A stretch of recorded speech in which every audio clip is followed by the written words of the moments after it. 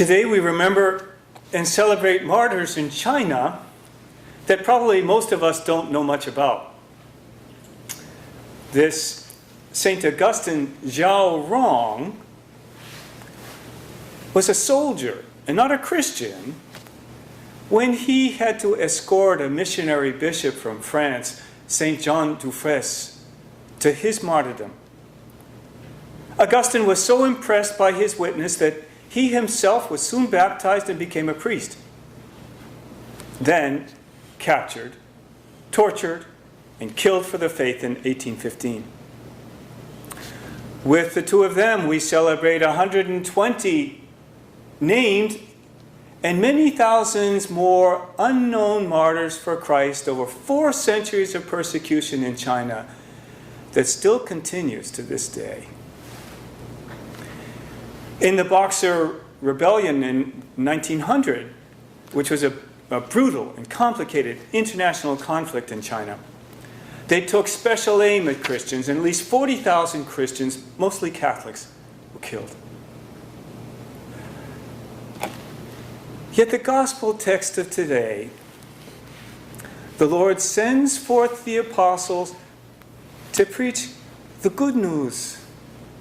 The kingdom of heaven is at hand.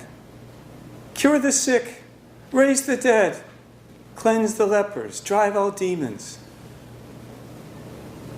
Jesus Christ has only good gifts to give us.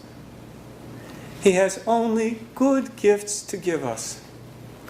Why so much resistance and persecution of Christianity, starting with the Lord himself and continuing to this day? We should not naively ignore the persecutions of Christians in our world now, particularly in China. For centuries, the Chinese rulers have been saying they do not want outside influences. The oppression of religion in China is clearly about control. That control that becomes domination, and it's about money and power. But rather than political analysis, today I'd like to suggest that we look into ourselves to see within us a deep urge in our own hearts, this need to control, to be in control.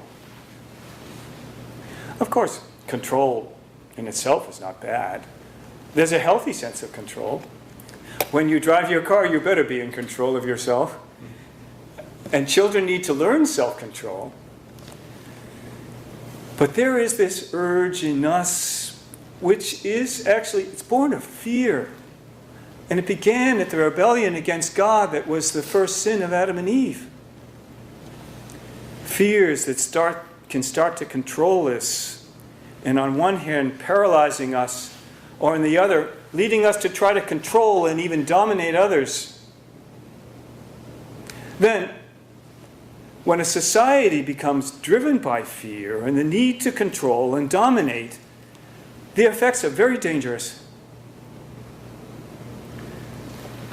There are real threats at times in life, like now. Things that provoke fear. But what are we to do with them? The Lord says clearly, fear is useless. What is needed is trust. So, rather than getting locked up more and more by fear, and fear of uncertainty, the Lord invites us to a journey with him on a different way.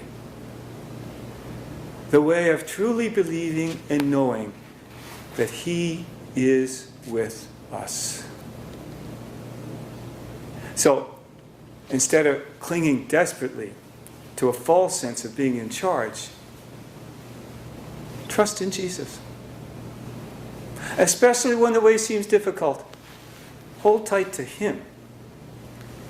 Believe that he will guide you through it. The kingdom of heaven is among us. Trust in Jesus. Trust in Jesus. Our Lady of Hope, lead us to trust.